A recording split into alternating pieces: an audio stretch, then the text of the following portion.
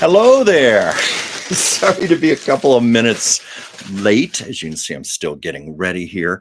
I've been working my real life job. I work as Dr. Wims Anderson's assistant. That involves making a lot of phone calls, and I was literally making calls right up until 5 o'clock. I've said this a lot of times. I like to do this show now by the seat of my pants. I find there's fun and spontaneity and actually not doing preparation. And anybody who knows me well knows that's the antithesis of how I normally operate. My whole life has been about over preparing, overthinking, planning things to the last detail, leaving nothing to chance. Like even when I used to do theater, I'd insist on rehearsing and rehearsing and rehearsing. That was almost like my security blanket. But as of late, mainly out of necessity, because I work so much on Mondays and I've committed to doing this live stream every week, 5 p.m. Pacific, 8 p.m. Eastern, and not let all of you wonderful people down. Sometimes that means there isn't time to prepare. But then that's part of the fun of the ride. It's almost like surfing a wave to see where it's going to go. And all of you wonderful people like Ward, I see you're there. Yes, it's howdy doody time. Juggling chainsaws seems somewhat like my job at times. Yes, I know the feeling. And hello, Joyce. Oh, I'm so happy to have you here. I see your little waving hand and your little blue heart. This is like a family get together here. You know, the- I have sometimes, like today, I had all of about 30 seconds to collect myself after making my last call, take a deep meditative breath. And I thought, it's it's you wonderful people. It's my friends. This is just like making a Zoom call, so I hope it works out well. Um, As I thought, well, I better think about some things to talk about today. And there's always stuff. And then what I don't think of, you guys give me. Um, did you see the Golden Globes last night? It was kind of fun. Not one of the best shows they've done, but not one of the worst either. I've seen much, much worse. I liked Nikki Glaser. I have to say that I really have not been familiar with her. I saw her on The View what, 2, 3 weeks ago or something. She said she was going to host the Golden Globes. And I thought, really? Who are you? You must be someone special. Now I since have learned she had a wonderful comedy special that was nominated for a Globe last night. And I heard her saying something on, oh, I forget which talk show, late night talk show she was on. Maybe it was Jimmy Kimmel, where her real claim to fame was appearing on a celebrity roast. Don't ask me which one. I don't know. Was it Comedy Central or something? But apparently she made quite the sensation. And I have to say, she was very funny. She was good last night. I was maybe expecting a little more from her, but I think she was trying to play it safe. She might have been a little nervous. Huge responsibility. The first woman to ever solo host the show. I know a while back Tina Fey and Amy Poehler hosted together, but she was the first woman to ever solo host. A lot of expectations on her, so I think she'd been left to her own devices. She might have gone further. Um, Probably about as risque as she got was when she did that little thing for Ariana Grande, a takeoff on Popular, only it was popular, where she wore the Pope's hat and the scepter and everything. But she stopped it very quickly, incorporated it in where I think our phone rang or somebody said, "Oh, what? It sucks. I guess I better stop." So she had that built in, I think, as a safety device for herself in case it wasn't working with the audience. She could laugh at her own self and say, "Okay, let's move on to the next material." But then she had some fun jabs, like she made a mention about, oh, the new Joker movie, which bombed disastrously. It was like a critical and box office disaster, and she was making references to the people at the different tables, and then she made some comment about the Joker movie, and she goes, "Oh, that's right, you're not here tonight, are you?" So it's kinda cute.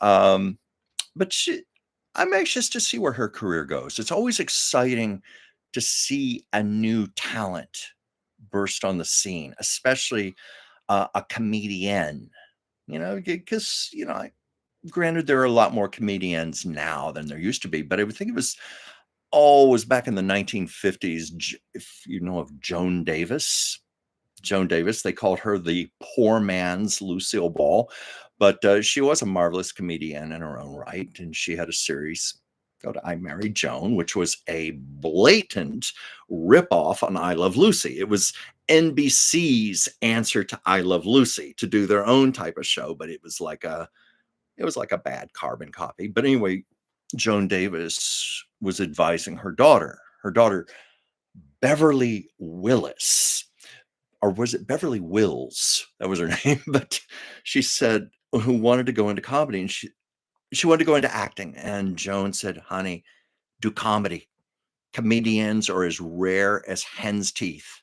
You'll stand out." That was the expression she used. And of course, her daughter dated James Dean for a while. Hmm. But let's see, I should look at my comments here. Without Jack Nicholson or the late Heath Ledger, how would that have worked? Well, this was the sequel Joker. The Joker before this worked extraordinarily well. Joaquin Phoenix played the Joker and won the Best Actor Oscar for it. Very successful. In fact, I think that's a piece of trivia that I think it's only happened twice in the history of the Oscars, where Marlon Brando and Robert De Niro both played the role of Don Corleone in The Godfather, Godfather Part 2, and they both won Oscars. And of course, in this case, Heath Ledger won an Oscar for playing the Joker in one film, and Joaquin Phoenix won the Oscar for the other Joker film. This was the sequel with Lady Gaga and Joaquin Phoenix. And uh, I was actually interested in seeing it because I liked the original one, and I liked his performance. I love Lady Gaga, but I read the reviews, and then I talked to people who actually went to see it, and it was like, "Oh no, trust me, you don't want to watch this. You will walk out of the theater after about 5 or 10 minutes. You just won't be able to take it. It's so unbearably bad." In fact, I don't know if they've announced the Golden Razzie Awards yet. That's the counterpart to the Oscars, where they give awards to the worst movies of the year, the worst actress, worst actor, worst supporting actress, worst director. I don't know if they've announced the nominations yet, but I have a feeling that film's going to have a deadlock on it. Uh, oh yeah, Sword. That's right. You mentioned that. It was a tragic end for Miss Wills. Yeah, I knew that. It was. I think it was Joan. Well, this was after Joan Davis died. Joan Davis died 1961. She was only in her 50s. I don't know her exact age. She was only in her 50s, and she died of a massive heart attack. And then it was like what, 2 years later or so, the fire. Her mother, her daughter, and I think there were one or two other relatives. They all perished in the fire. And this, I was reading, this created quite a complication for Joan Davis's estate. It had not been entirely settled yet, and this included the syndication rights to I Married Joan. And because all of her closest of kin had abruptly died, I think this hung in limbo for years, and I don't know how it was ever settled. Um, that's just a little thing too. Yeah, it was two grandsons then. Oh, that's terrible. That's so sad. Um, I was actually watching and I Married Joan not too long ago. They're all on YouTube, by the way, or I don't know if they're all on there, but there are many of the episodes, and there is one, at least one I saw. I thought this was pretty worthy of Lucille Ball. It's something that Lucy Ricardo would have done. It was where Joan Davis was trying, her character, I forget what her name was. They called her Joan on the show. I forget the last name. But anyway, she was trying to get this soup recipe. and she was spying on a chef in the kitchen, and she had to hide. So she hid inside a giant soup pot. And the chef, as luck would have it, was making the soup. So poor Joan's in that pot, and all this stuff is falling on her. Like carrots and salt and what have you. And then he starts pouring water on her, and she's getting drenched in the pot. And the pot is like filling up to her chin, and she's there with her notepad writing down, carrots, broccoli, all the ingredients for the soup. So that's kind of cute. Um, let's see. Oh, yes, of course, it helped that Lucy and Desi had a passionate bond with each other. Yes, I was gonna say that. Joan Day in fact, it's alleged that's the real reason the show ended. It wasn't canceled because of low ratings. It ended because Jim Backus had a 3-year contract because, the show lasted 3 seasons. He had a 3-year contract. He detested Joan Davis. They did not get along, and he vowed as soon as his contract was up, he was getting out of there.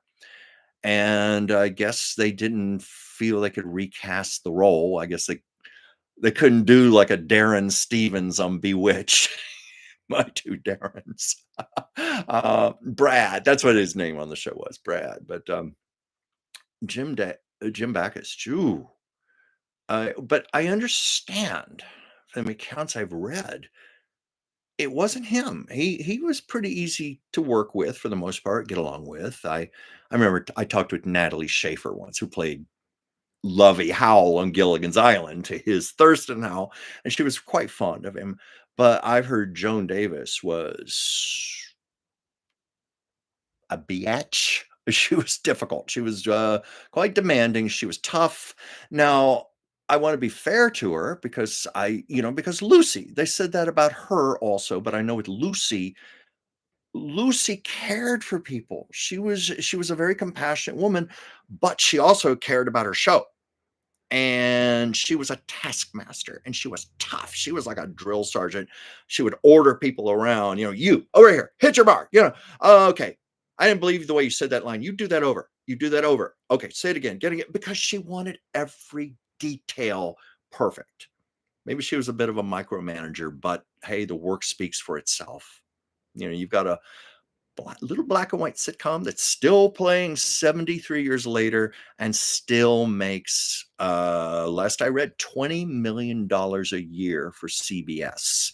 And a year ago, a little over a year ago, Variety magazine, in a compilation of the 100 greatest television shows of all time, we're talking like Mad Men, MASH, Seinfeld, Friends, I Love Lucy was named number one.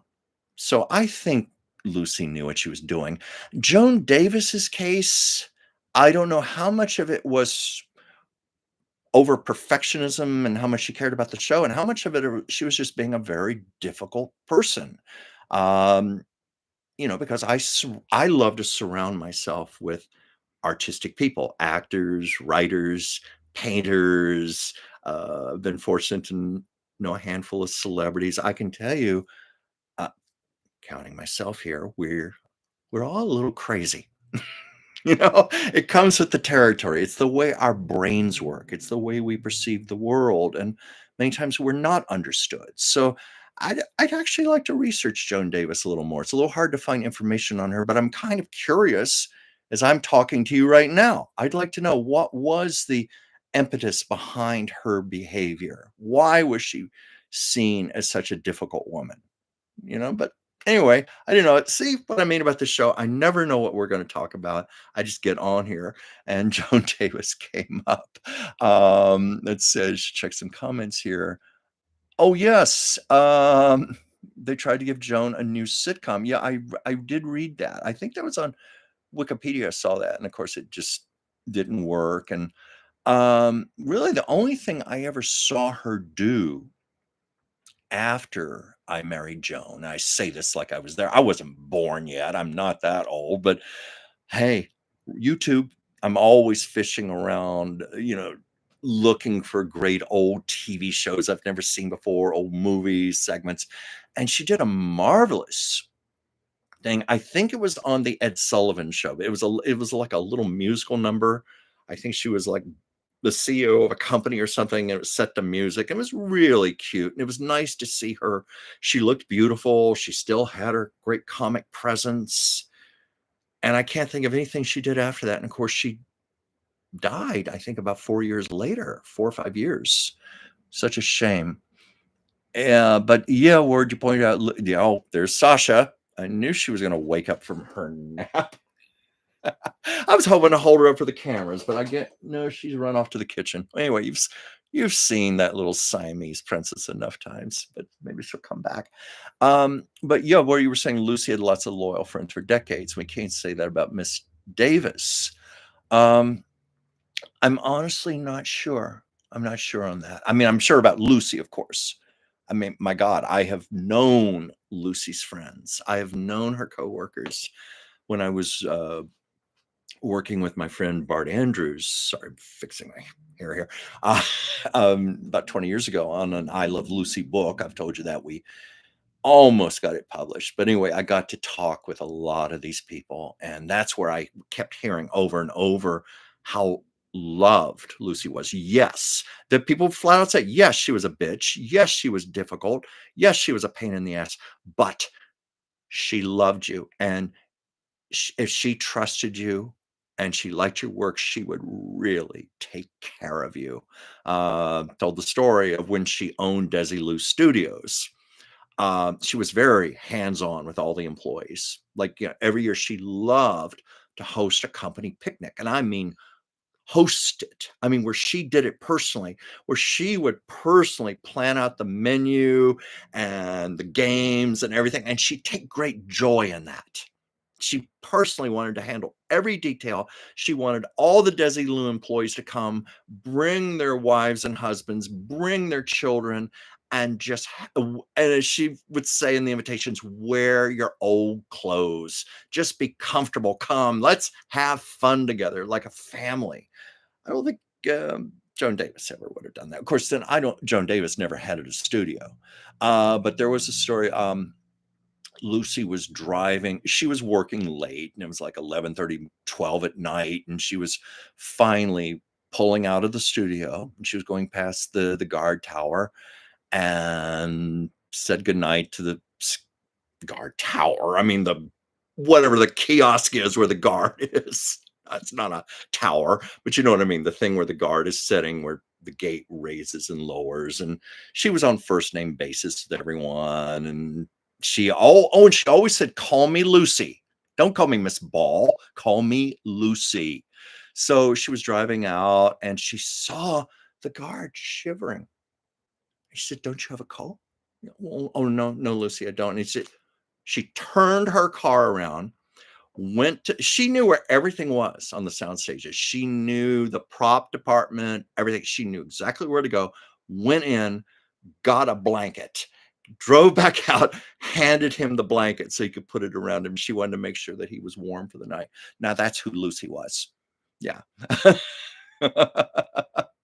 um, Miscellaneous Mingler. I like your name. Oh, hi, Kathy. Hi, Kathy Friday. Hello. So glad you joined.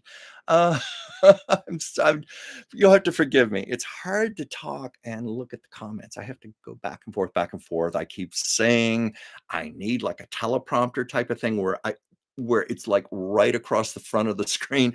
I can pretend like I'm looking right and at you, but I'm actually reading. Um, haven't quite finessed this skill yet. But let's see, Miscellaneous Mingler. I met a person who was friends with her. I hope to get in a private chat with you sometime. Well, perhaps we can. Yeah. Um, Busier than hell, but sometime maybe you could catch me. Um, but yeah, that was Lucy. And I remember it was coming up on 2 years now. It's a little year and a half, 2 years ago. We had the actors writers strike, and I was doing a lot of videos at the time, posting on my channel, Chuck's Captivating Chronicles. In fact, that's what got me into this. It was initially doing the show that I do with Dr. Whimsy Anderson on Tuesdays, Taco Tuesdays. And it was suggested that I start branching off and creating my own channel, doing my own things. And Whimsy said, "Why don't you cover the actors writers strike, and we can use segments on Taco Tuesdays." We ended up not doing that so much, but I put them on my own channel. They're like my very first videos, and I was talking about all these things, and I was, you know, doing pieces on location and talking about the plights of local actors here in Los Angeles, because I think the rest of the country seems to have this idea that, oh, if you're a working actor in Hollywood, you've got it made. You're living in your mansion up in the Hollywood Hills, and you're just counting your money while you're watching the sunset over the Pacific Ocean out in the distance. And no, that's like maybe 1%, maybe 2% at the most. Most of the actors in this town cannot make a living off their acting. They have to work multiple jobs, waiting tables, working in shops, what have you. It's difficult. I know this myself just from my freelance art. Sometimes I get lucky. I get some really nice commissions, like the time I got commissioned to do paintings for Lucille Ball's Child at Home, the time I was commissioned to do paintings for the James Dean estate for his hometown in Fairmount, Indiana. And then there will be periods where there is nothing. And so I learned you can't make a living this way. You can supplement your income nicely, but you can't really make a living. And that's true for a lot of the actors that I've known personally. And of course, this came out in the news from others who were covering the actors strike, and that's what people were fighting for, just for decent working wages, to get their health care coverage, to get benefits. Because most actors in this town are just trying to pay their rent. Here's Sasha. They're trying to pay their rent. They're trying to put groceries on the table, take care of their children. She's purring. I love this little kitty. Anyway, she wanted to be on camera for a moment. So there we go. Yeah. So I did pieces like that, but I did some pieces where I brought up Lucy and Desi. And for these pieces, I went to West Hollywood, where her first home, where she moved into in 1934. It's still there, North Ogden Drive, 1344 North Ogden Drive. I'm sure the present owners would not be happy with me giving out that address, but it is public knowledge. So, and 1344 North Ogden Drive, just repeated it again. I did some pieces where I stood out in front of the house. And then I did some videos, and then I went to the original I Love Lucy studio soundstage, which is the 6600 block of Romaine Street. I believe technically it's in Hollywood and not West Hollywood. It's kind of like between the two cities. And I did some pieces there, because what's interesting about that soundstage, I've told stories before about how Lucy and Desi, when they were first doing I Love Lucy, it was a lot like Mickey and Judy putting on a show in the barn. They were just making it up as they went along. This had never been done before. The 3 cameras and the studio audience and all of that. It literally had never been done before like this. I mean, there'd been variations of it. They weren't the first to do 3 cameras and all, but it had been far more primitive. It had been done for things like game shows. Like there was one called Truth or Consequences, where they would have 2 or 3 cameras just bolted to the floor and not moving. And they didn't have very sophisticated lighting, and the shows were done live. What separated I Love Lucy was the fact that it was a very polished production. It was done on 35 millimeter motion picture film, motion picture cameras. The cameras were on rolling dollies. And this was part of the rehearsal process. The actors rehearsed, the camera people and the cinematographer, Carl Freund, would spend all that time rehearsing how they were going to choreograph the cameras to move around, for the medium shot, the long shot, close-ups, very intricate. And what really was the first for I Love Lucy was Desi gets all the credit for this, but it was actually, in my opinion, Karl Freund, and yes, Ward, you just pointed that out yourself, but Karl Freund was an Academy Award-winning cinematographer. He won the 1937 Oscar for cinematography for The Good Earth. Very prestigious cinematographer at MGM.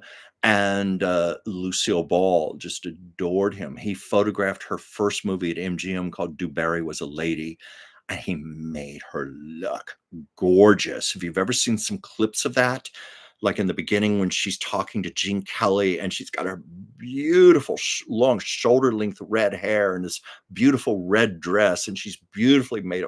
She's stunning, just stunningly beautiful. And Lucy, out of just naivete, when they were planning their show, she was asked, well, who should we get to be the cinematographer? And Lucy, just out of naivete, said, oh, I'd love to get Karl Freund. He made me look so pretty. And DuBarry Was a Lady.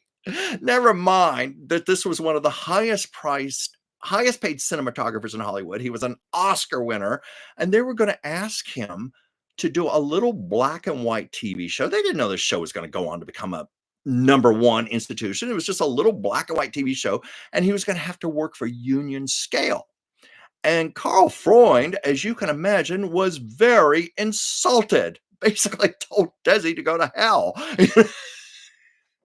But when they were meeting and Desi told his plans, well, we want to film this in front of a studio audience. And by the way, the reason for that was because Lucy worked best in front of an audience. CBS was adamant that the show had to be done before a live audience.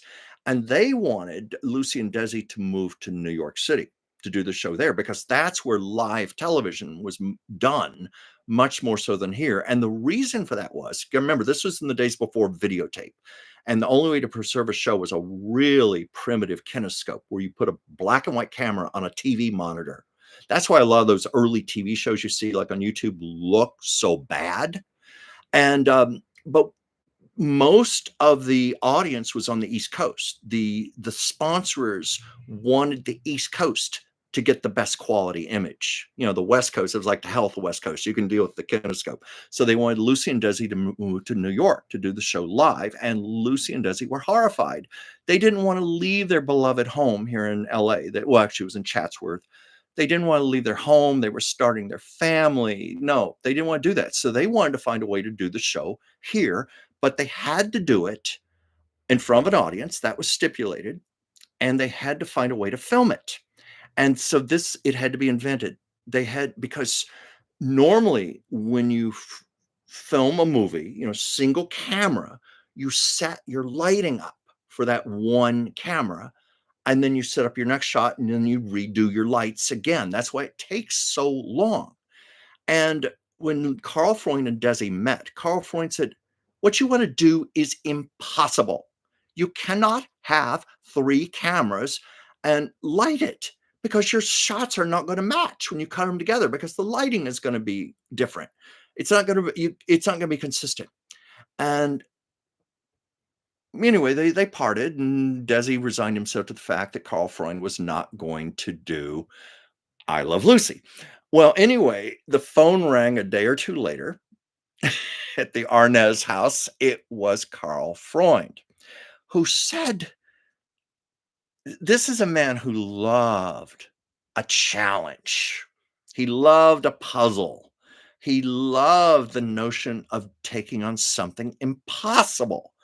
He said, I can't get this out of my mind. I'm going to do it. I'm going to do it. I'm going to invent a way we're going to do this. I'm so intrigued.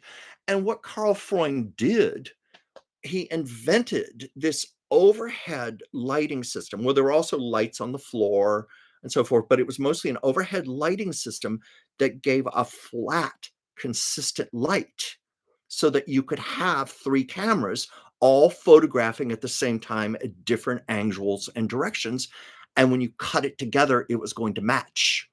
That was the first. And Desi I love Desi Arnaz, but he unfairly gets the credit for inventing the single camera sitcom, the first to ever be done before an audience, and there's only elements of truth to that. I think Carl Freund had much more to do with this, and it is a process that is still used to this very day whenever a sitcom is done live in front of an audience.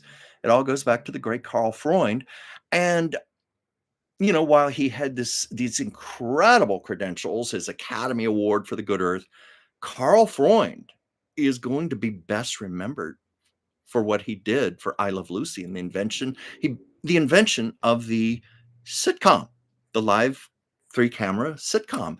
And I see my friend Jerry Traub is on here. Hi, Jerry. Jerry is the man who owns the Rebel Lodge on East Washington Street in Fairmount, Indiana, James Dean's hometown.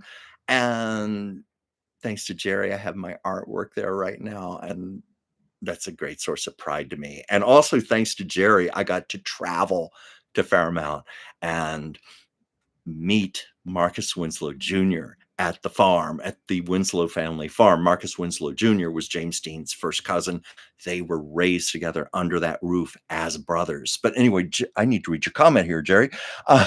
What is my opinion of the Big Big Trailer? Wait, it's the long, long trailer I think you're thinking of.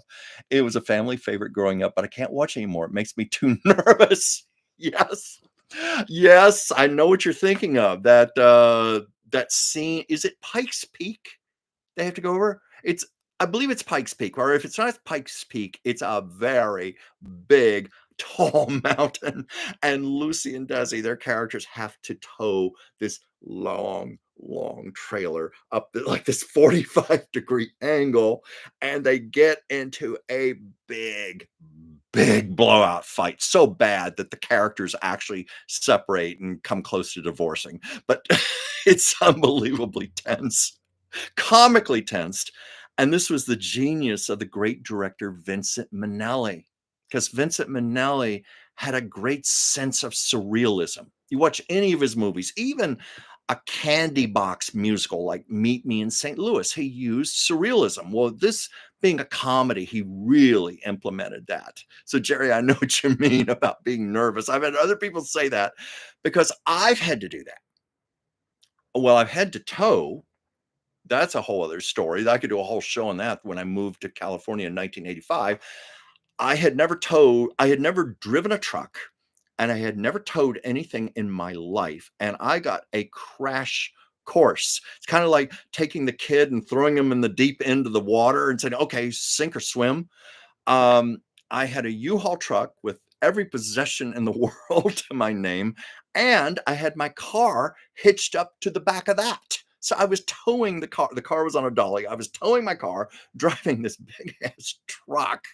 And I think that, yeah, there were some times I hit some very steep areas and it was very precarious. It wasn't as bad as that, but there were a few times I almost jackknifed my car on the dolly and flipped it over on its side. I came so close to doing that at least twice. And I'm also thinking of, have any of you ever been to Maui and this phenomenon called the Hana Highway? Eh, Believe me, it ain't no highway. It's more like a single lane dirt road with 3-foot potholes and big rocks. And there's like no turning around once you're on it. You're stuck. You have to drive the whole distance. And being a naive tourist, I had a rented Buick Skylark. Yes, I'm dating myself there, but Buick Skylark rented. And I later found out that a lot of people broke the axles on their cars on the Hana Highway. But the scary part, this is where I'm getting to long, long trailer. Uh, the road somehow kept going higher and higher and higher. And before I knew it, I was on the edge of this cliff. I mean, with like that much distance between the road and 1,000-foot drop down, and I am just scared out of my mind driving very, very, very, very, very slowly around those curves. terrified for my life, literally. I was gonna go off the side of that cliff in that car, and it took me like 8 or 9 hours to drive like this 20 or 30 miles or something, because I had to drive so slow, and that was just one of the most agonizing, anxiety driven ridden drives I've ever been on in my life. I was just it was like an 8-hour panic attack, and when I got back to the place where I was staying with a friend, he was like, "Ha, ha, ha, ha, ha, what'd you think of the Haunted Highway?" I was like, "You son of a bitch. Why didn't you warn me?" I said, "Oh, I wanted you to find out for yourself." I was like, I wasn't laughing. But Jerry, to get back to the point, I love the long, long trailer. That was released, I think a couple years ago on Blu-ray, and believe it or not, I have not bought it yet. I have the DVD of it, but I need to get the Blu-ray. I adore that movie. It's a lot of fun because it's a chance to see, uh, it was made in 1953, released in 54 when I Love Lucy. It was made between the second and third season of I Love Lucy when they were on their summer break. It's basically a big screen Technicolor I Love Lucy episode. It's a chance to see Lucy and Desi in their prime in color. Lucy's red hair and everything, see the whole thing. And of course, it's a much bigger budget, but I think at the heart and soul of it is very much I Love Lucy. If they had had that kind of budget for the TV show and they could have done locations, it's the sort of stuff they would have done. Um, and I'm also thinking of kind of a yucky experience I had here. Speaking of YouTube here and comments, I did a video, and it was one of most people are very nice on here. I 99% lovely comments, but I did a piece about Lucy and Desi and Vincent Minnelli, and some of the nastiest comments I've ever had in my life on here. It was, "What? What?" And people are accusing me of lying and making up stories, and to where I had to answer back and actually list my sources, like on page 148 of such and such book, this is where this is told. I had to back it up. But the story was, I hope I don't get criticized here now for telling it, but the story was that while Lucy and Desi were filming the Long Long Trailer, Vincent Minnelli was very concerned because his next film, he had to go to Europe. It was going to be Lust for Life with Kirk Douglas, the movie about Van Gogh. And he said, I've got a problem because of little young Liza. I think she was like 9 years old at the time. He said, I just don't feel comfortable leaving her with her mother right now. Her mother's unstable. Mother Judy Garland. This is one of the things people criticize me about, saying, "How dare you say this about Judy Garland? Are you calling Judy an unfit mother?" No, no. I was just recounting the story as Lucy herself told it. This was Lucille Ball told to my friend Jim Brochu, and he wrote a book, recounted the story there. So I was just repeating that.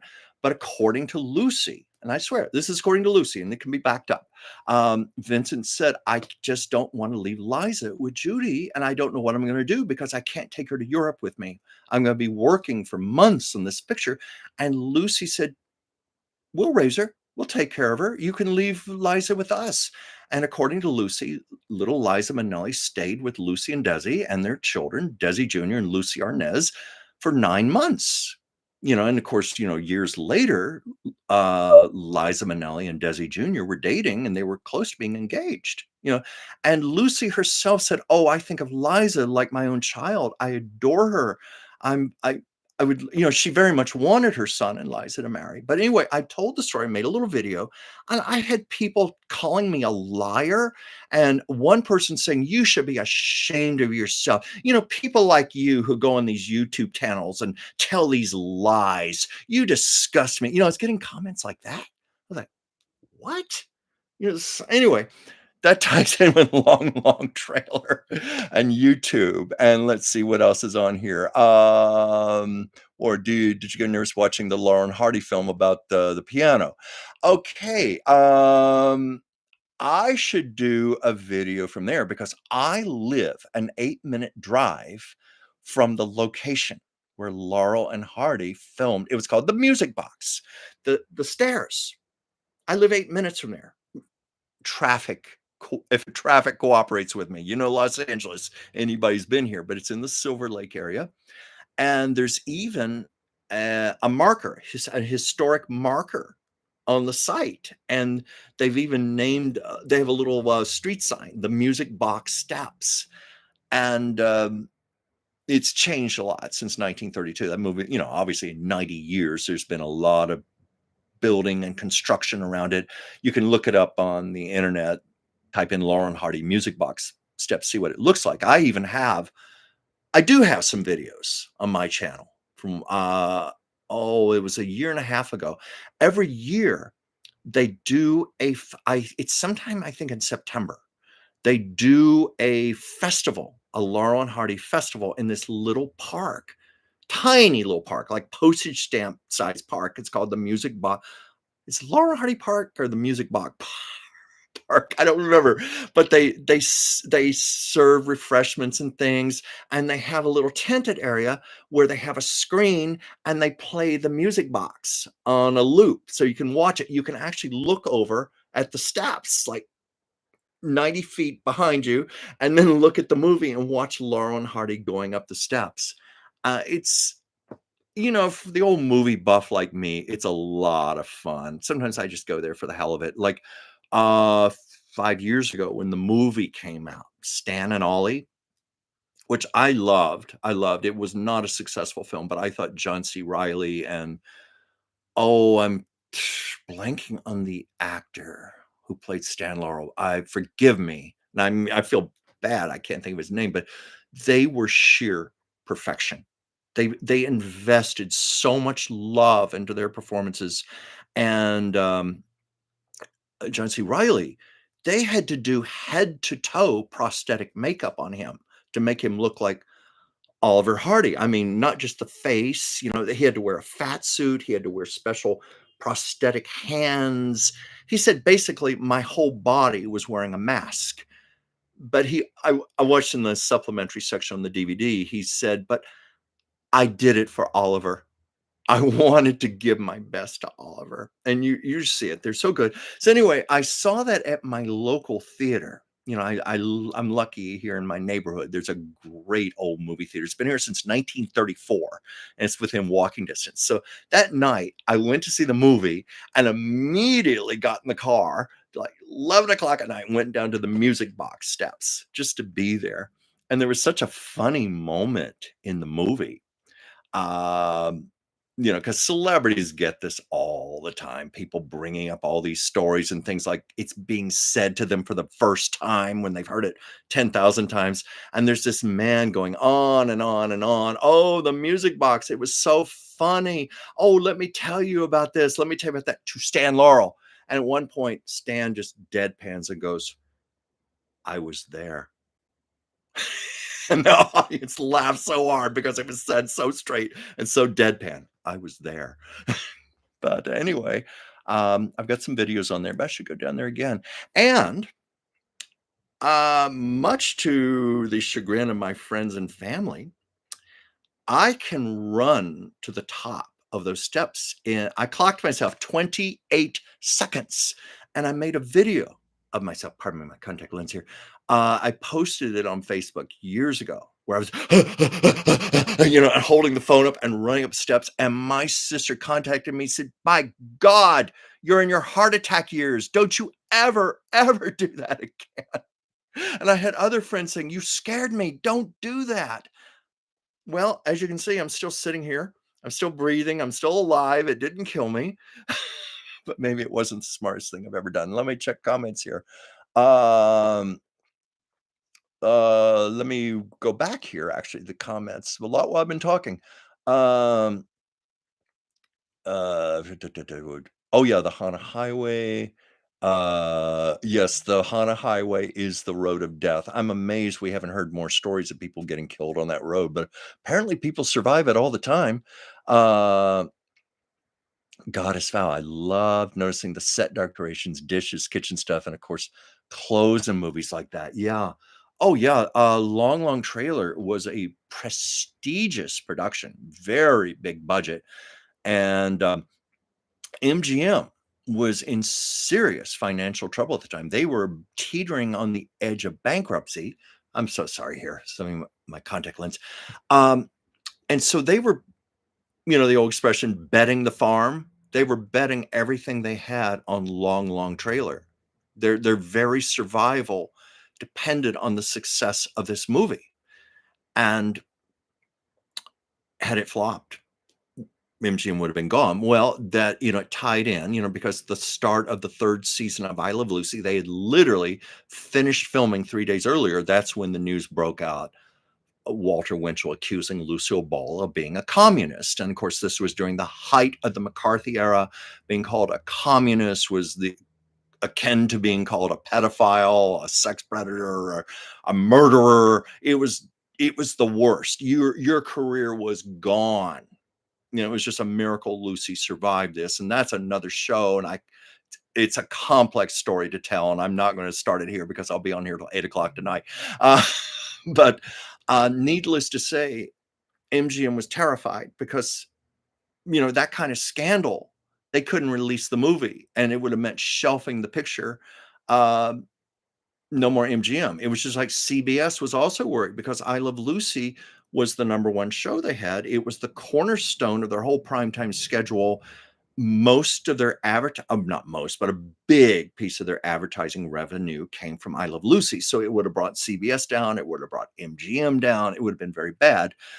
Thankfully, as we all know, she survived the scandal, and Long Long Trailer was released in 1954, and it became one of the biggest money makers of the year. In fact, I think it was the most successful film MGM had had up until that time, not counting Gone with the Wind, because Gone with the Wind, they had they owned a big stake in that with David O. Selznick. So it wasn't a pure MGM film, but that was the deal. Selznick wanted Clark Gable so badly that he was willing to concede to whatever demands MGM had. And MGM wanted a steep, steep price. So they later owned the film outright. But anyway, up until that time, Long Long Trailer, I believe, was their biggest moneymaker. And Desi even made a bet with the head of the studio. He said, "I'm going to bet you." I forget what the money was, but he said, "I'm going to bet you this is going to be your biggest hit ever." Desi won the bet, and also that trailer. Jerry will be interested to know this. Lucy and Desi were given the trailer, and they kept it in their backyard at Chatsworth, and they used it partially as a playhouse for their children, and also it made a convenient guest house for guests. So that was the story of that. Let's see here. Where's some other comments here?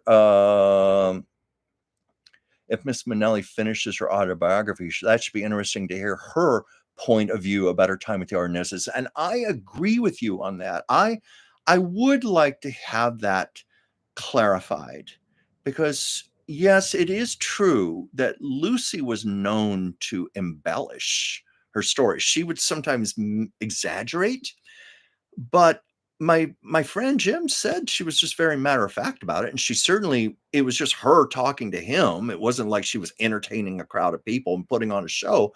But I would like to hear Liza's point of view on that. And I'm glad she is writing her autobiography. She's a very private person, and she for years said, "No, I am not going to write an autobiography. I have no intention to do that." I suspect because of Barbara Streisand's autobiography last year.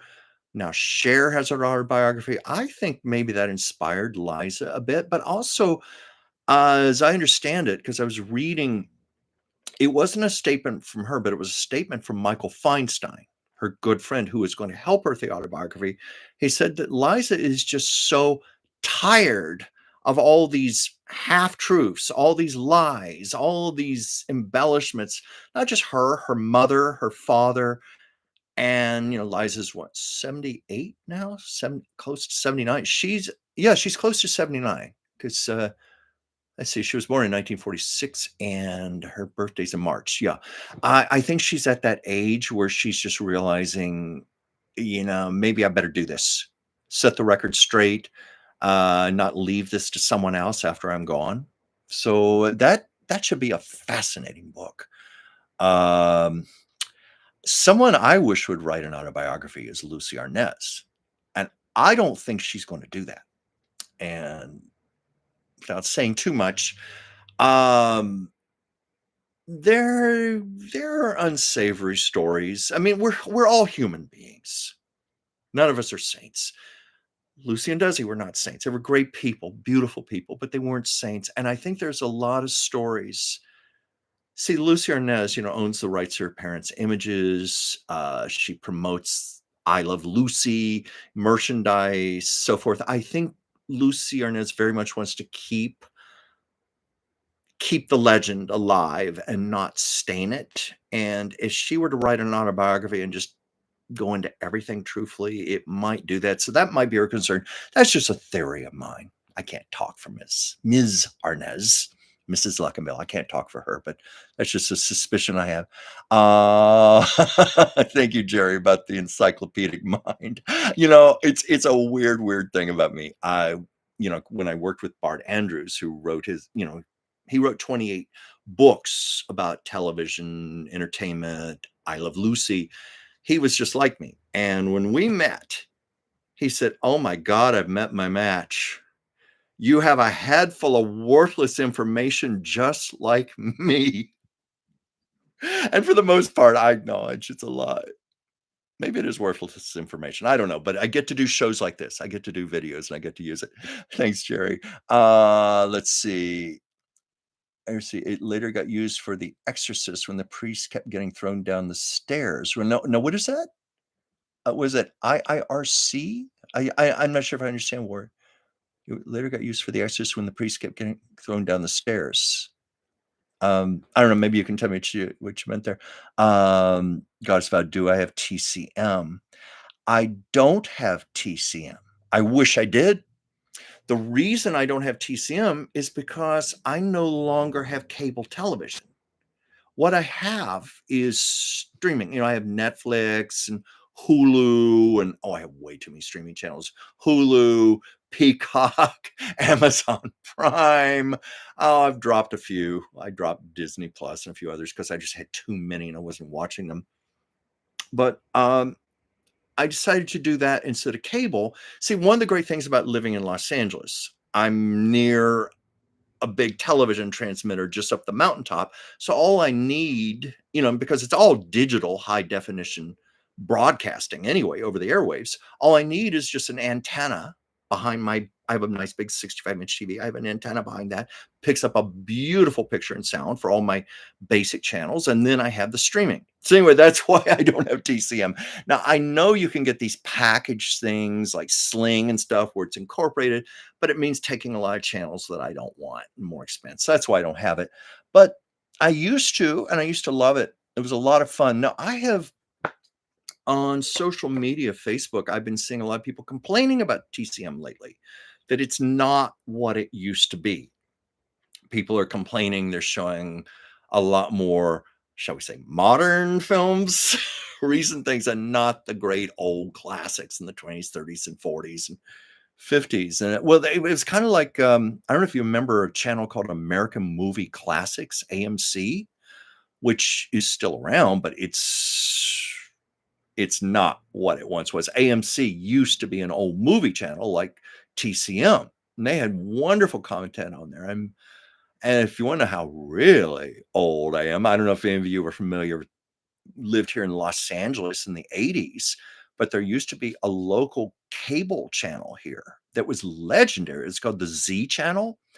I think there was even a documentary made about the Z Channel. Oh, it was wonderful.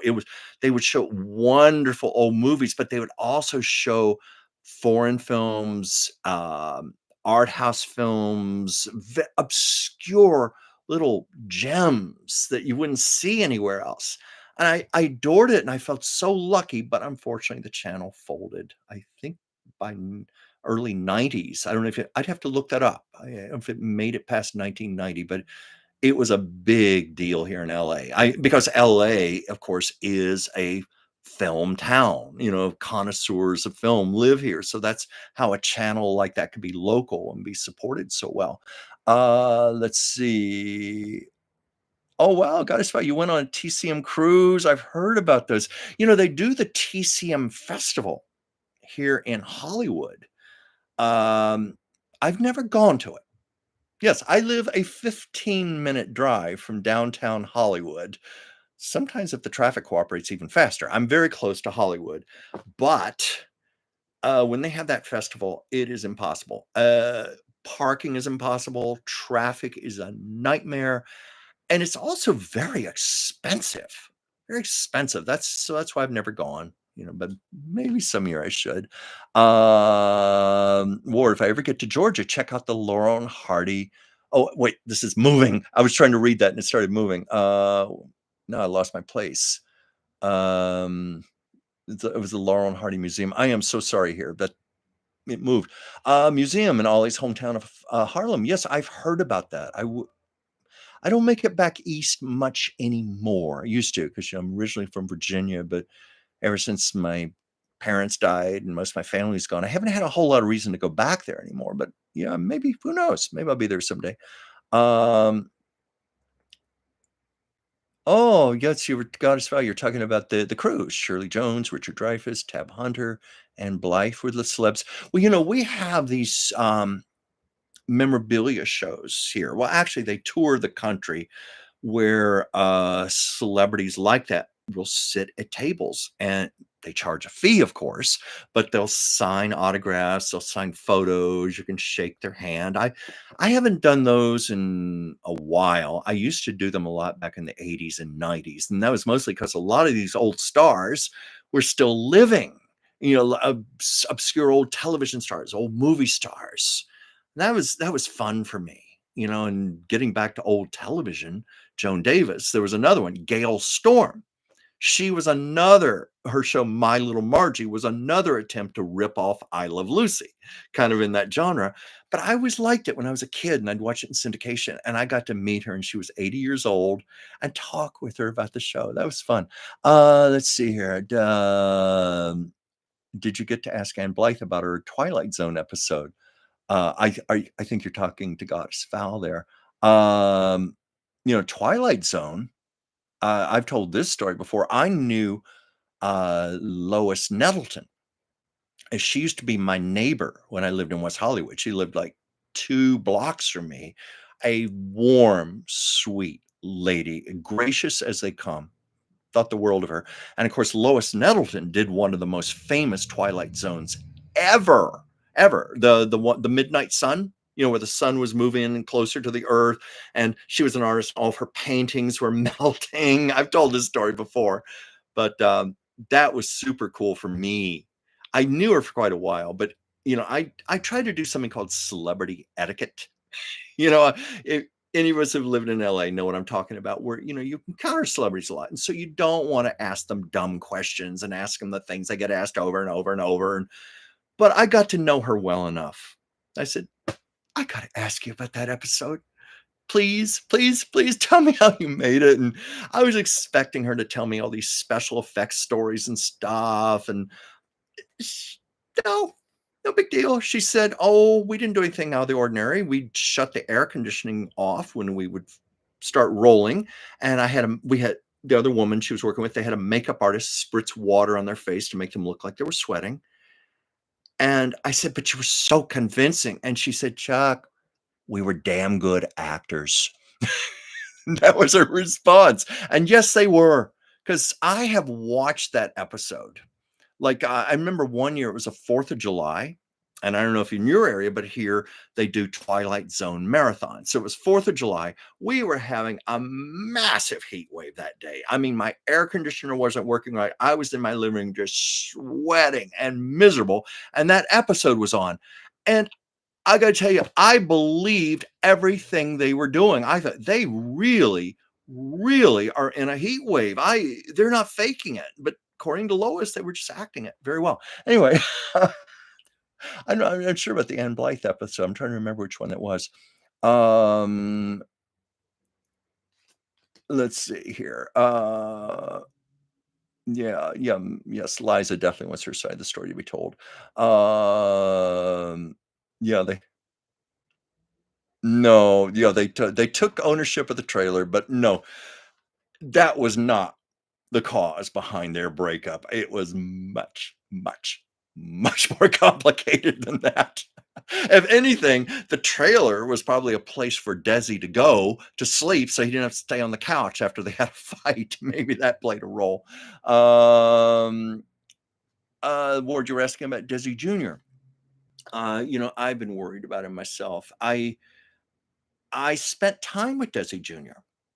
back in 2001. I don't want to violate his privacy or anything, but it was sort of a friend of mine who knows him very well, and Desi and his lovely late wife Amy lived in Boulder, Nevada, and the Amy taught a dance school for little girls. There was an old vaudeville stage type theater, and when my friend and I went there to visit Desi Jr., it was early December, so they were doing a production of the Nutcracker, all these little girls, and we got to set up in the control booth with Desi Jr. And let me tell you, he was like a little kid with the biggest toy in the world. He was there working the soundboard and hitting buttons for the lights. And he was even working the spotlight, aiming it on the girls and stuff. It was really cute to watch him, that enthusiastic. Um, of course, Amy, his wife, I knew, without going into his private business, it is public knowledge. Desi Jr. had drug, alcohol issues. He was, of course, very much in recovery. And I met him, but I could tell that his wife Amy was the rock in his life. She was the glue that held him together. And when I heard that this was a number of years later, and I heard she died of cancer, I immediately worried about Desi Jr. I thought, oh my God, what is he going to do without Amy? What is he going to do? And sure enough, Desi Jr. has basically dropped out of public life. He is rarely, rarely seen. I think there was one photo of him that surfaced recently with his sister, but he's an intensely private man. Um, and I understand where it comes from. He and his sister Lucie Arnaz both went through this as children, reporters trying to, cornering them on the schoolyard. Tell us about your mother. Tell us what's going on. Are your mother and father fighting? It was constant invasion, constant people coming up to them, even kids at school. Oh, your parents are Lucy and Desi. Oh, they just got this to where they were so sick of it and so tired, and they wanted to be left alone. And Desi Jr. literally was getting it from the time he was in his mother's womb, because she was pregnant with him on I Love Lucy, famously gave birth to him, thanks to a cesarean section, gave birth to Desi Jr. The same day Lucy Ricardo gave birth to little Ricky. It was timed the very same day. That they claim they did not time it for that reason. The official story was that the doctor performed cesarean sections only on Mondays. It If that's the story they wanna give, but come on, it created quite a sensation. The fact that Lucille Ball gave birth in the morning, and that night, Lucy Ricardo gave birth. That episode, for something like 30 years, held the record as the highest single episode in the history of television. It was so big that the next day, it was Dwight Eisenhower's inauguration. The birth of Desi Jr. knocked his inauguration off the headlines of the newspapers.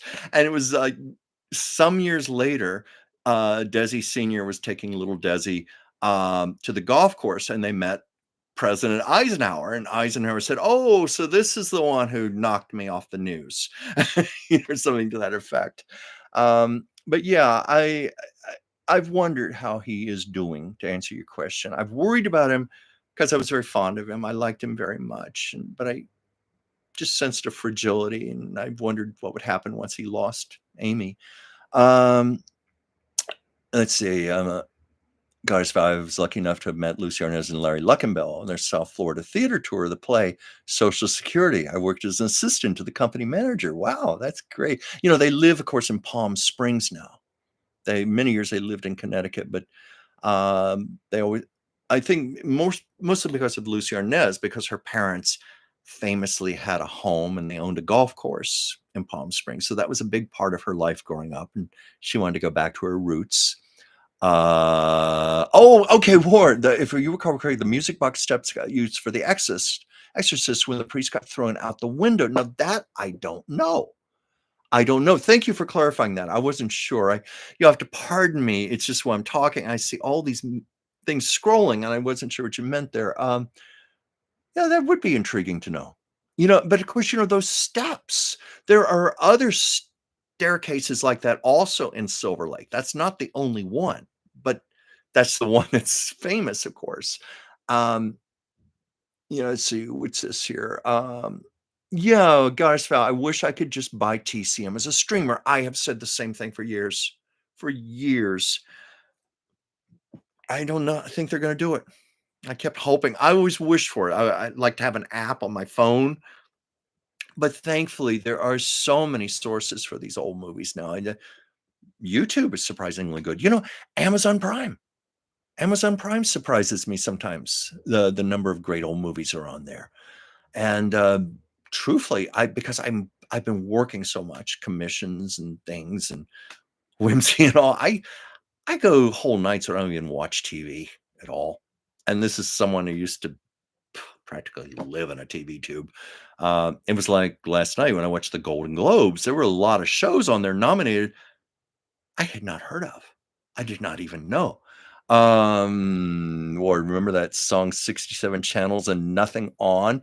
Yeah, yeah, I've thought that too. Hundreds of channels and nothing to watch because it's basically the same crap. It's just all diluted and spread out all over the place. You know, it's probably about the same amount of programming we had something like 60 years ago when there was just NBC, CBS, and ABC. you know and of course you watch those networks now, it's nothing but game shows, crappy game shows and reality stuff because they don't have the budgets to do a lot of scripted shows anymore because the audiences have drifted out elsewhere to other sources. And it's not just television. A lot of people, it's like this right now, YouTube. I talk to a lot of people who tell me they just watch YouTube now or TikTok, Instagram, or what have you. Hey, Andy, thank you for joining. Oh, wait, you Google TCM and it lists various ways to stream it. But see, I think those are all part of those package deals I was talking about where you've got to take it with other channels. I don't think anyone has it as a standalone. And I wish they did. Or if they did, they'd probably charge too much for it. It may not even be worth it anymore, but be worth pursuing. Let's see here. Looking at other comments here. Let's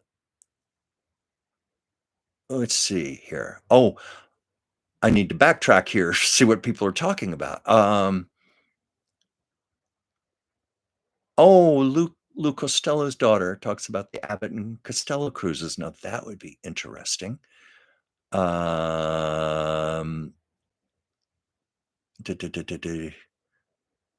Let's see. Whatever happened to Desi Jr.'s sister? Andy, you're asking. Oh, Desi Jr.'s sister is Lucy Arnaz, who is very much alive, and she does cabaret shows. Occasionally, she'll do theater, TV productions. Very much still around. Very strong presence, and she also, with her brother, runs a company called Desi Lou 2. The play on Desi Lou, but it's Desi Lou, TOO, Desi Lou 2, because it's little Lucy and little Desi now running it, but they handle all of the licensing, for Lucille Ball and Desi Arnaz's images. You ever look on the internet, there is tons of merchandising. I think over 900 things have been licensed. I read that figure somewhere. T-shirts, posters, cookie jars, toys, Christmas ornaments. I mean, just about any way you can think of to say milk I Love Lucy, make money off of it. It's being done, and they handle the licensing for that. oh, Mr. Costello's daughter. Oh, that's sad. I have to say I don't know the whole story there. See, I don't know everything, but I do know with Lou Costello, he and Lucy, there's a very sweet story. I don't think they knew each other well, but Lucy was telling the story. It was the week she was accused of being a communist, and it was just, as she later said, it was the worst week of her life. She was in such despair. She thought she and Desi were going to lose their careers. They were going to lose I Love Lucy, everything, their reputation. And Lou Costello lived nearby. They didn't really know each other that well, but they lived nearby. They were technically neighbors. And she said one day she saw Lou Costello standing beside her fence post. And she walked over and said, "Well, hello, Lou. What are you doing here?" And he just said, "I just thought you needed a friend right now. I just wanted to be here for you if you need me. You need me, I'll be right here." So that was very sweet. And she said that meant a lot to her. Um, let's see here. Oh, but this keeps moving here. What I hate that they blamed. I didn't know if they sued the babysitter. It wasn't an accident. Oh, you were talking about Lou Costello's daughter there. I can't really comment much about that. I'm not familiar with the story. Though it sounds very tragic. But he sounded, just the basis on that story, Lucille Ball, he sounded like a very dear, sweet man. Oh, wait a minute. I think Lucy did make a movie with Abbott and Costello. I got to look back on that. I think they did in the 1940s, but she didn't know him well. But I guess it was enough where he felt he could come stand by her fence post and say, "If you need a friend."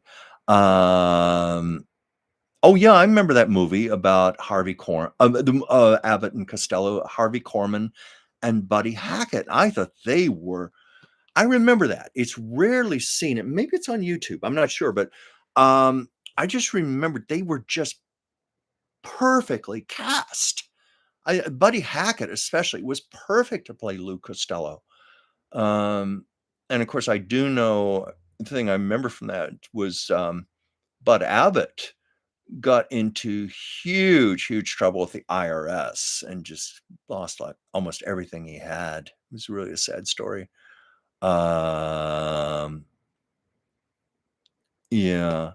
Let's see what else is here. Same with Mo Howard, and he lost his brothers. Oh, yeah. I understand. I think Mo Howard was the last of the Three Stooges to survive, and he was living at the motion picture retirement home in Woodland Hills. A number of interesting character actors and sometimes even some big stars ended up living their final days there. Norma Shearer, if you're familiar with her, she's largely forgotten about, but she was one of the biggest stars of the 1930s. I've always thought it was kind of strange because, to this day, we know Harlow, we know Clark Gable, Joan Crawford, Betty Davis. Well, Norma Shearer was as big as they were, but she just kind of got forgotten about. And you watch her movies now, I've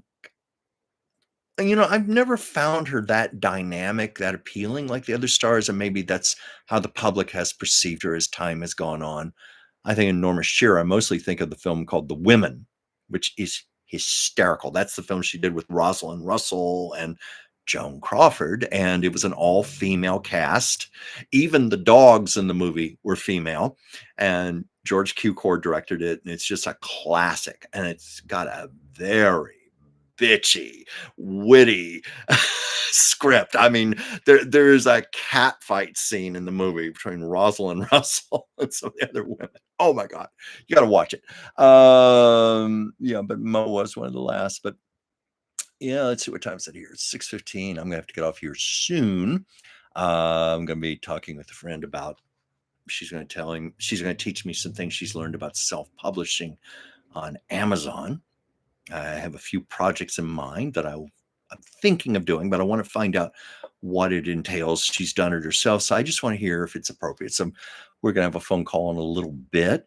But I was mentioning the Golden Globes last night. I think that's how I started the show, and we got off on a lot of other topics here. But I mentioned that because I don't watch a lot of TV anymore, I don't have time to watch a lot of TV anymore. I didn't recognize a lot of the shows that were nominated. I almost felt embarrassed by that. Me not knowing these things, especially living in this town and all. Um, but what fascinated me more, and this was somewhat ironic, while I didn't recognize the shows, I recognized a lot of the people, because when I used to do my work in West Hollywood, when I was in health and nutrition, I've told the story. I sold vitamins, herbs, homeopathy. I set up nutritional programs for people. We also had a juice bar in there, fabulous juice bar. So we had major, major celebrities coming in there all the time. And I had a lot of people come in every day. And so I'm watching the show last night. I go, well, I know them. I know them. I know them. I know them. It's like Jeff Goldblum. I used to talk to him every day. Cool guy, really cool. In fact, I knew him before I even had met his wife and started having children after the age of 60. And just fun, fun. And so it was great to see him. It was like having a reunion last night. Demi Moore. I used to talk to her all the time.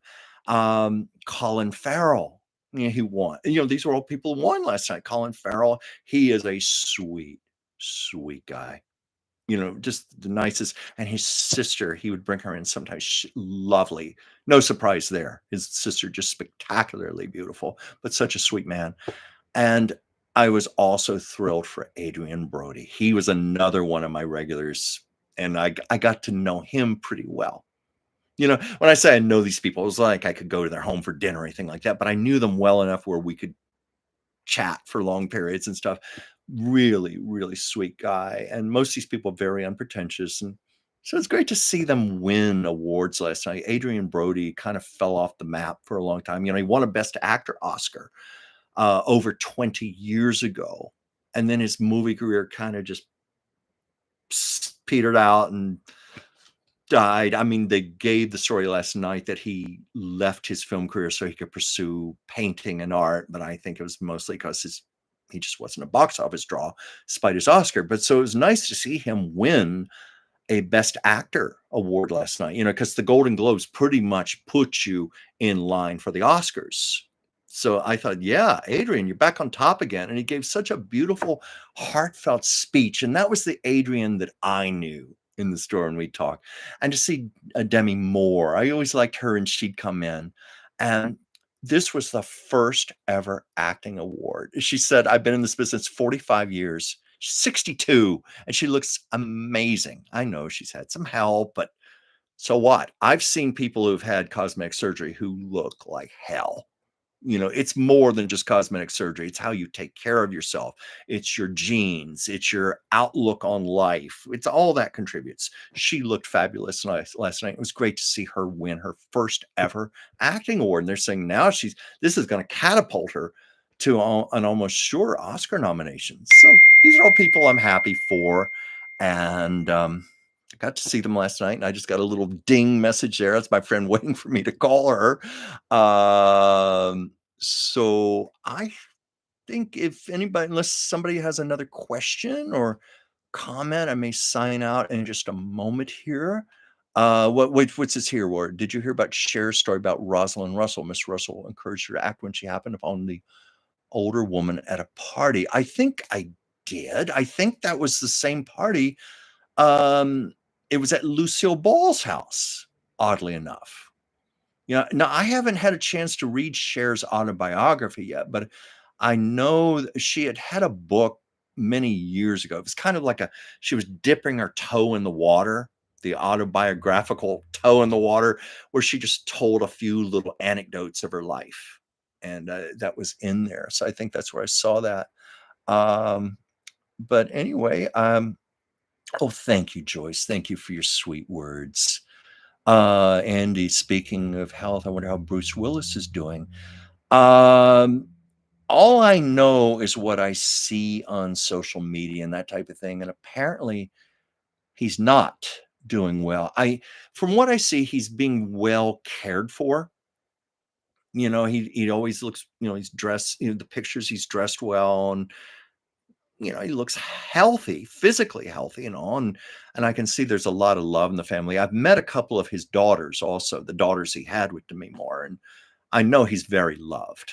And they're all concerned about him. And to me, even though she divorced him many years ago, they've remained close, quite close. In fact, when she was married to Ashton Kutcher, who's since has gone by the wayside also, the 3 of them would socialize. They had a very healthy friendship, but, from what I have, read, he can't speak anymore, and his dementia is getting very, very bad, and so, anyway, that's what I know of it. Well, it's oh, thank you, Andy. Enjoy hearing the stories. Was wondering, did you ever meet any of the famous comedy teams of the past? I have met so many celebrities. I'd have to think teams. I'd have to think on that, but okay, one that just popped in my head offhand, Stiller and Mira. Jerry Stiller and Ann Mira. How's that for a comedy team? Jerry was one of my customers. Sweet man. And I can tell you in real life, he was a much classier gentleman. He always came in wearing a beautiful suit, and he was more polished than his image, the way you'd see him on television. And one day he brought in Anne. I was like, ah! It was so cute to see them together. Talk about a couple still very much in love. So sweet, both of them, just warm, kind people. Yeah, so anyway, that comes to mind. I'd have to think other comedy teams, but I certainly have met enough people. Yeah, Mr. Willis seems healthy as a horse, but his dementia is taking its toll. That's what I see on social media. But yes, Michael J. Fox. I'm sure you saw the Medal of Freedom uh, award. Is winner the right word for it? But anyway, President Biden bestowed the medals of freedom to about, what was it, 18, 19, 20 individuals at the White House.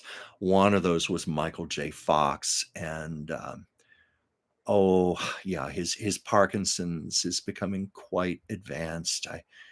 He can't seem to control it very well anymore. But he's a brave man, very brave. Despite that, he still comes out, still makes his public appearances. I've seen him still appear on a show like The View. Yeah, and he's moving around, and it's hard for him to talk, but he still shows up, and it's brave, and he's saying, "Here I am, world. This is where I am right now," and life goes on. So yeah, I was happy for him when he was awarded the medal. Really deserved that. Andy, Three Stooges. No, Three Stooges never. Abbott and Costello. Well, you're talking about a lot of people died before I was around, or let's see, before I was out in LA. Oh, I would. Marx Brothers. I would love to have met them, but no.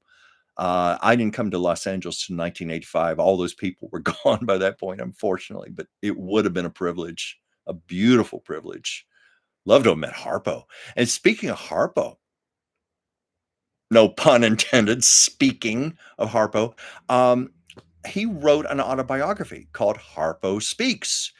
And I saw a little mention of it on social media, and I went to iBooks, where you can download your books.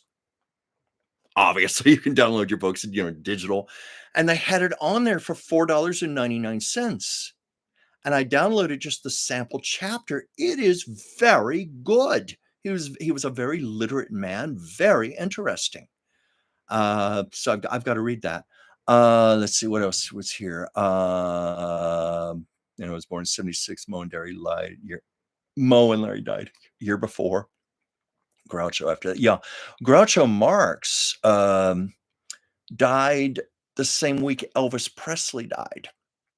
And so all the attention was on Elvis that week, and poor Groucho, his death just kind of got pushed to the sidelines. But he was quite active a few years before he died. He made a lot of appearances on award shows, talk shows. I know they gave him an honorary Oscar, and that's on YouTube. You can see that. And it was an uncharacteristically serious Groucho. You expected him to make some outrageous quips or something, but he was solemn and serious, and he just said, "I so wish my brothers were sharing this with me tonight." And then he said, "And I wish Margaret Dumont was here." And of course, Margaret Dumont, they called her the fifth Marx brother. Well, technically there were five Marx brothers, but There was a period there was 4 that performed. Zeppo dropped out, and then it was just the 3, Harpo and Groucho and Chico, which we generally think of the most. But Margaret Dumont, she always played the society matron. Ooh, very haughty, and she was kind of a foil to Groucho. And, there was always the claim that Margaret Dumont never understood the jokes. She was just playing along with it, playing it straight. That was the story for years. Well, on her grave, she's buried in a wall crypt, but on the marker above her name, it says, she got all the jokes. That was great. I loved it. Yes, his son did write I don't know if his son wrote the Harpo Speaks book, but I do know that Groucho's son wrote a book about him. I read that when I was a teenager. It was very good. I don't remember the title, but it was good. I'm not sure if his son ghost wrote the book. I'd have to look into that honestly.